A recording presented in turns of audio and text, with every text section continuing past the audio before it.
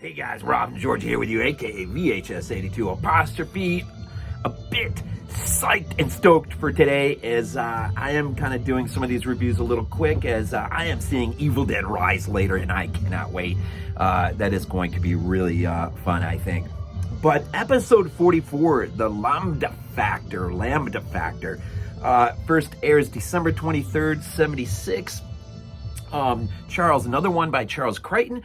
Golly, I'm going to forget the writer's name now, and I didn't write it down. The writer was his only entry into the Space 1999 catalog, and it's he was mostly known for the Doctor Who from back in the day, way back, the original. And there is a neat era quality or vibe atmosphere to this that I don't know if you really see in many other episodes. This one is weird, but it's kind of good. I mean, like, really kind of good. Like, okay, so like there's this Lambda Factor. So this is like, you don't know if it's just kind of a weird living phenomena, alien entity, something, some sort of living energy that when it gets too close to certain, I guess, living organisms, it has a sense of heightening up ESP factor amongst the people. Those who may be a little bit more sensitive than others, it really jacks up. And there's this girl among Moonbase Alpha. She is one of their lead scientists. I do believe that's what she was. Carolyn Powell, played by Deborah Fallender, who did a really, I thought, just an absolutely awesome job. Martin Landau comes in and just, you know, in the light of this season coming to an end and probably not being renewed, and with all the problems of year two, this was fresh air from Martin Landau. He really does bring it.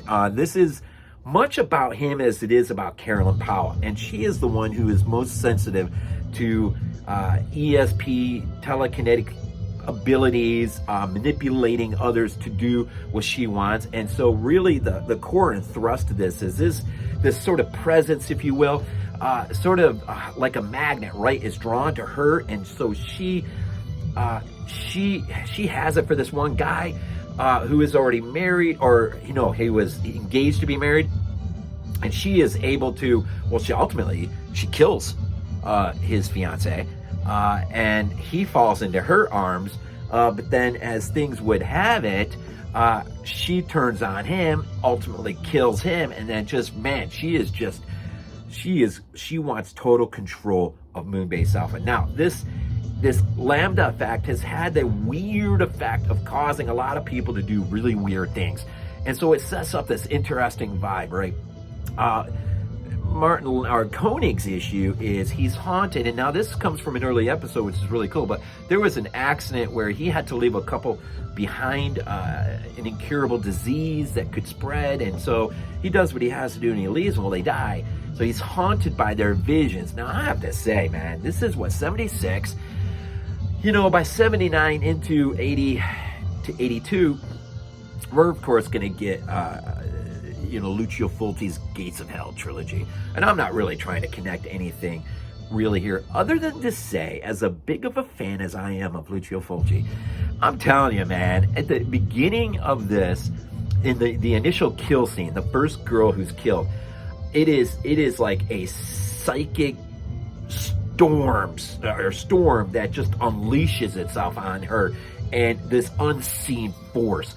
And she's sort of cornered in his closet, and the thing just rips through whatever it is and ultimately just crushes her whole body inward. You don't see anything, of course. This is just how it's explained by Dr. Helena. But it does, man, I'm telling you, man, this scene was so weird in a good way. I thought, man, next thing you know, there's going to be, the camera's going to look down and see her on the ground, and we're going to see like a thing of acid porn. Now you guys get the Beyond reference, right? I think of acid porn or something really crazy. But this is, it really set up this really cool, and when, you know, Koenig's being haunted by these apparitions that will not leave him alone, the imagery almost harkens to a little bit of the imagery that you might see in City of the Living Dead. Now, I may be glowing way too much here, so don't read that deep into it. I'm just saying the episode was it was really a lot of fun. I really had a lot of fun with this episode. And this may go down as my favorite episode of the entire season, of year 2, that is. And so, man, yeah, it's other guest cast members also contribute really well. I can't remember the guy who plays opposite Carolyn Powell as the guy that she loves and wants. He really brought it in a lot of the other minor character roles. Yeah, it just, man, when Carolyn goes on the warpath, man, and she's in the control center, man, she even goes to the point of having Tony crawling on his hands and knees to her in submission.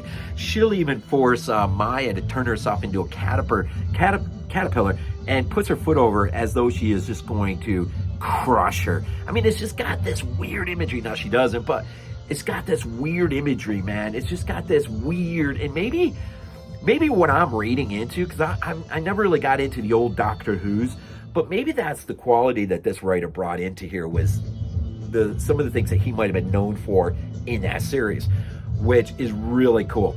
And not really knowing about what that was, I can only lean on things that it makes me think of. And in this case, on a really, really, really, really surface level, a little bit of Fulci going on. But of course, the stuff that would be like that would come from Fulci is much later than this episode, right? So, anyways, the Lambda factor, and it's got a great sort of resolution at the end.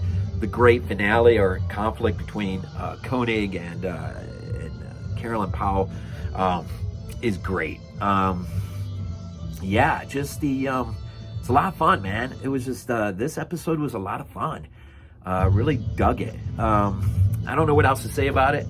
Trying to make these quick today just because I got so much other stuff going on. But definitely the Lambda factor.